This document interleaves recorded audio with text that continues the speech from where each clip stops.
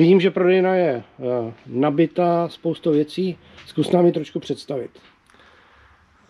Tak keďže v zime sme ski alpinisti hlavne to máme aj nejak v koreňoch, tak snažíme sa mať pre tých ski alpinistov naozaj všetko možné, čo sa nám dá, alebo čo vieme nejak zaistiť.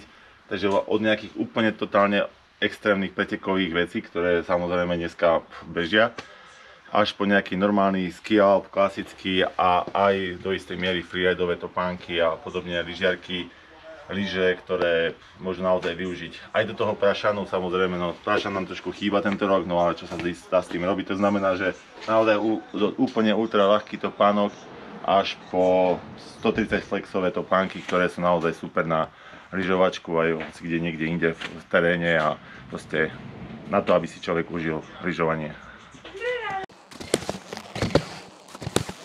Základním kamenem ski alpového setu jsou lyže, tak na jaké lyže montuješ vázání, z kterých děláš sety? V podstate asi všetky tie základné značky. Samozrejme, ja osobne mám červenský trabie lyže, na ktorých pretekám, ale ono je to, ja som s tým maximálne spokojný. Samozrejme, ľudia majú iné nároky a iné nejaké predstavy farebné a podobne. Takže v podstate skoro všetky značky, ktoré sa tak relatívne dajú, alebo sú také svetové, tak tie máme tu v ponuke. Takže ten výber je naozaj veľmi široký.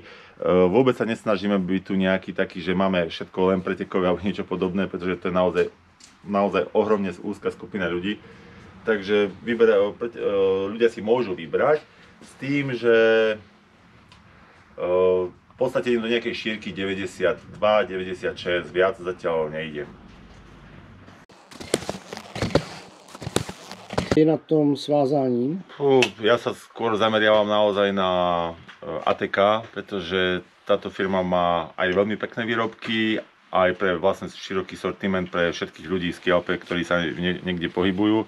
No a potom po druhé majú obrovskú výhodu v tom, že môžu veľmi dobre kombinovať farebné varianty, pretože tam sa do toho pustili neuveriteľným spôsobom, až je niekedy až príliš veľa. Ale zase zoberme si taká lyža, hej, ako to krásne pasuje, takto zviazanie, napríklad takto viazanie. Proste toto sa dá takto nakombinovať, to znamená, že preto máme množstvo rôznych verzií a farebných, a aby ten set naozaj potom vyzeral veľmi pekne.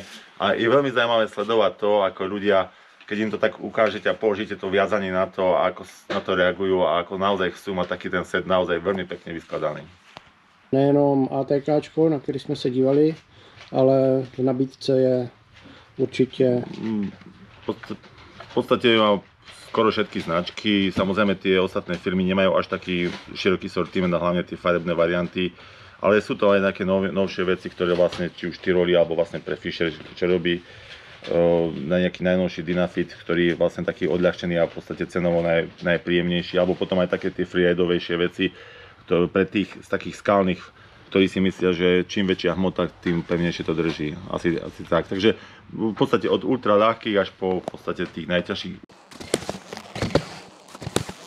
Tak jako jeden z mála obchodníků prodáváš stoupací pásy z role. Jaký k tomu máš důvod? Predovšetkým v tých pásoch je obrovský rozdiel. A tí ľudia si môžu o mnoho viac vyberať. Ja viem, že pri kúpe väčšinou ľudia povedú, dajte mi tam nejaké pásy, vôbec sa tým nejak nezaberajú, ale tých pásov je obrovský rozdiel. A ja im chcem ponúknuť naozaj to, čo asi najlepšie im hodí sa a z čoho budú aj naozaj veľmi spokojní.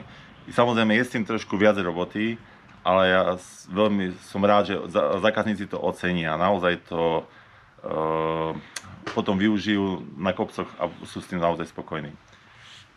Vieme vlastne riešiť aj pre turistov ako takých a takúto širokú ponuku, neviem, asi nikto nemá, ale ja sa nechcem spoliehať na to, že budem tu mať hotové pásy, ktoré veľmi často tie hotové pásy na tých lyžiach, čo sú ponúkané, ja som s nimi vôbec nestotožnený a myslím si, že táto kvalita je vždy ako naozaj lepšia.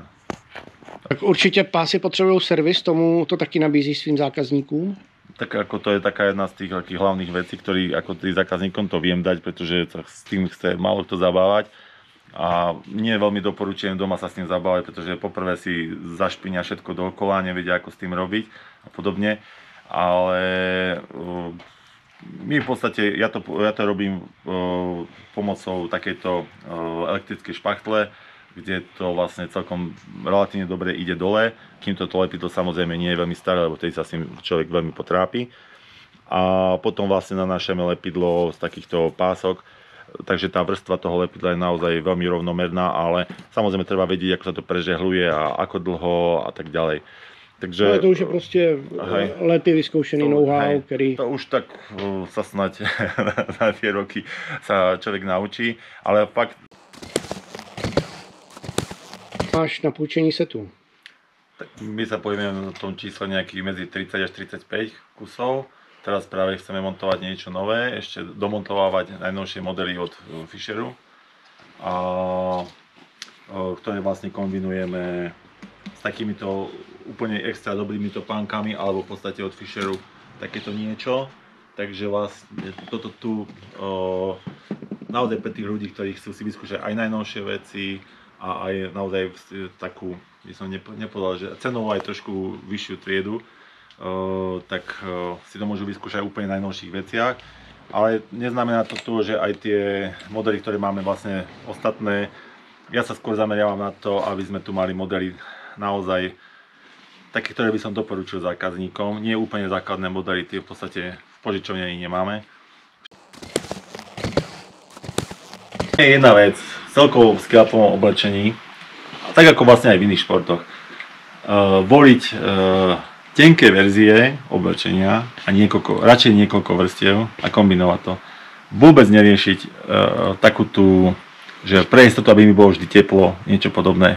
Jednoducho hrubé verzie jednoducho nechať doma, alebo nechať si vo vetrov v tomto batohu, aby som potom pri jazde smerom dole kopcom sa vedel fakt dobre obliecť, ale človeku sa môže niečo stáť, alebo niekde pomáha, alebo niečo podobné musí stáť hore niekde v zime. Ale hore kopcom naozaj čím tenšie vrstvy, a aby ich mal človek samozrejme viac. A dá sa to využiť veľmi dobre z iných športov, hej. Či už bežky, behanie, proste cyklistika, všetko sa dá nakombinovať.